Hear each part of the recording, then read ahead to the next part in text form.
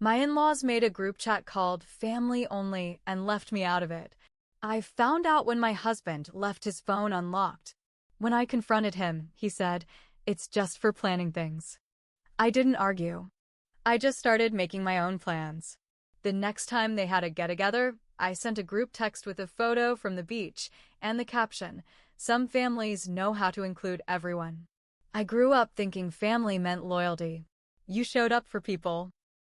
You made room for everyone, even the ones who were hard to love. That's how it was in my home in Bozeman, Montana. My mom always said, "We don't leave anyone out, not even when they deserve it." I guess that's why I held on so long. I met Brian at a summer event in Missoula. He was quiet, but when he spoke, people listened. He wasn't like the other guys. He had this calm confidence, like he knew who he was and didn't need to prove anything. He made me laugh without trying too hard. We dated for 2 years. He asked me to marry him at Glacier National Park under the clearest sky I've ever seen. I said yes without even blinking. Marrying him meant marrying into his family. I thought that would be a blessing. His mom, Marcy, had this polished way of speaking, always saying the right thing. She'd hug me just tight enough to feel like she cared, but never long enough to feel warm. His sister, Dana, was always polite. Smiled when expected. Never more than that. His dad didn't say much, but he'd offer me a beer or ask about work sometimes. I wasn't expecting to be their favorite. I just wanted to feel like I belonged. I tried. I really did. I made desserts for birthdays, helped clean up after family dinners, remembered everyone's anniversaries. I even handmade a scrapbook for Dana's baby shower. No one thanked me. They just kind of nodded and moved on. I kept thinking, maybe it's just how they are. Maybe they need more time. Then came that Wednesday night. Brian had just gotten home from work. He left his phone on the nightstand while he showered. I wasn't snooping, I don't do that.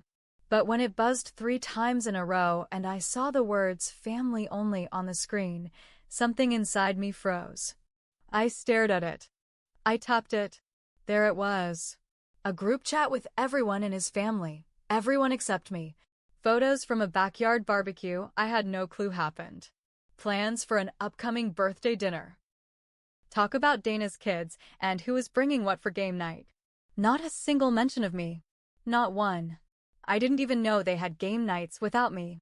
Brian came out of the bathroom, drying off. I sat on the edge of the bed, holding his phone. "What's a family only?" I asked, staring at him. He paused. "Oh, it's just for family stuff. Planning things." I didn't yell. I didn't cry. I just stared. "I'm your wife." "I know," he said quickly. "It's not like that." They just wanted to keep it simple. Less people, easier coordination. I handed him the phone. "Got it." He looked at me like he wasn't sure if I was upset. I wasn't giving him anything. I climbed into bed, faced the wall, and didn't say another word. That night, my brain wouldn't shut off. I kept thinking about all the things I'd done for that family. All the holidays I'd spent trying to fit in. All the ways I tried to help. And they made a chat to exclude me. That was the moment I stopped trying. I wasn't going to fight for space in their lives anymore. If they wanted their little club, fine. I'd make my own plans. The next weekend, they had another get-together. I knew because Brian mentioned it the day before, offhand, like it wasn't a big deal. "Family's doing something on Saturday," he said. "You don't have to come. It's just a casual thing." I smiled. "Thanks for letting me know." He didn't notice the sarcasm. Saturday morning, I packed a beach bag. I drove out to Flathead Lake with my best friend, Amanda. We laid on the sand, drank lemonade out of tumblers, and took selfies with the water behind us. Then I sent a text. Not to Brian. Not to his mom. To the family-only group chat. I had memorized the names on that thread. I built a new one and sent a photo of me and Amanda smiling on the beach, toes in the sand, sunglasses on. The caption? "Some families know how to include everyone." I waited. It didn't take long. Marcy texted Brian. Dana called. He stood in the kitchen staring at his phone while I stirred spaghetti on the stove. Finally, he looked at me. "What the hell was that?" he asked. I shrugged. "Just sharing some family plans." His jaw clenched. "You're being petty." I turned around slowly. "No, Brian. You made it clear what family means to you." "I'm just adjusting." He didn't say anything, just stared. That was the start. I didn't yell. I didn't throw dishes. I just started pulling away. After the beach photo, things got weird in the house. Brian didn't mention it again, but I could feel the shift. He started texting more, going outside to take calls. He'd say it was just his mom or Dana asking about the kids, even though we didn't have any. I knew he was trying to manage the blowback, but he wouldn't bring me into the conversation. Not really. So I gave him space. I cooked dinner, did laundry, smiled when I had to. But inside, I was gone. I was already building walls. The next week, Brian went to a quick lunch with his mom.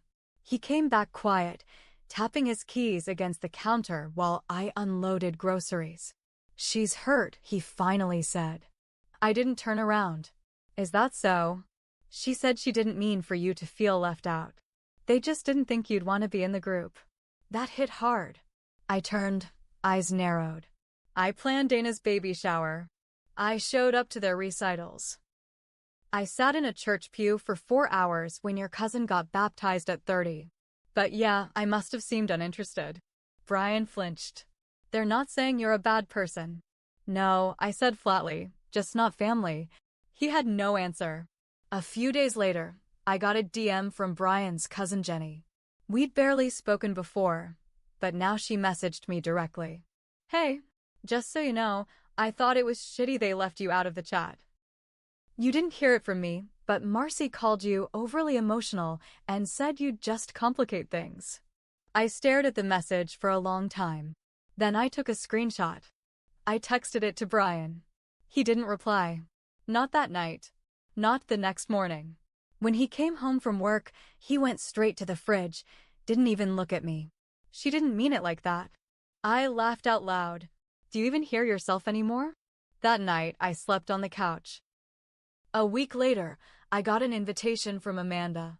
Her family was doing a Labor Day trip to Big Fork, renting a cabin, having bonfires, barbecues, wine on the deck. "You're coming," she told me. No excuses. I didn't make one. I packed my bags and left Brian a note. "Gone for the weekend. Don't wait up. I'll be with a family that wants me there." I didn't text. Didn't check in. But I knew he was watching. Because the moment Amanda posted a photo of me laughing on the deck with her dad handing me a beer, Brian liked it. Then Marcy commented, "Glad you found a place that suits you." That was it. No smiley. No hearts. Just that. I screenshotted that too. Saved it in a folder I started on my phone called Real Faces. From there, the game changed. I stopped asking Brian about his plans. If he had a family dinner, I made sure I had dinner plans too, ones with photos.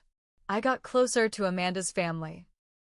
Her mom started inviting me to little events. Her brother fixed my car when it started making noise. Her aunt taught me how to make proper chicken and dumplings. For the first time in a long time, I felt seen. Brian didn't handle it well. He got moody. Short. Snapped over little things. "You're doing this on purpose," he'd mutter. No, I'd say, "I'm just living." But deep down, I wanted him to squirm. I wanted him to feel what I felt, lying in bed that night staring at a chat made by people who never once saw me as part of their group. Then the big one hit. Amanda's brother invited me to a wedding as his date. And I said yes. Brian didn't find out right away. I was careful. But someone tagged me in a photo. It was a simple pic. Me in a blue dress, laughing under string lights.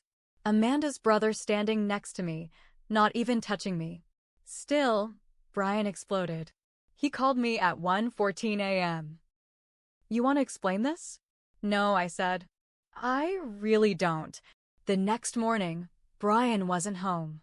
His car wasn't in the driveway, and his phone was off. I didn't bother texting him. I poured myself some coffee, sat on the porch, and felt something strange, peace. But it didn't last. Later that afternoon, I got a knock on the door. It was Dana. I hadn't seen her in weeks. She stood on my porch like she didn't know whether to apologize or yell. "Can we talk?" she asked, holding a reusable coffee cup like it was a peace offering. I leaned against the doorframe. "Sure."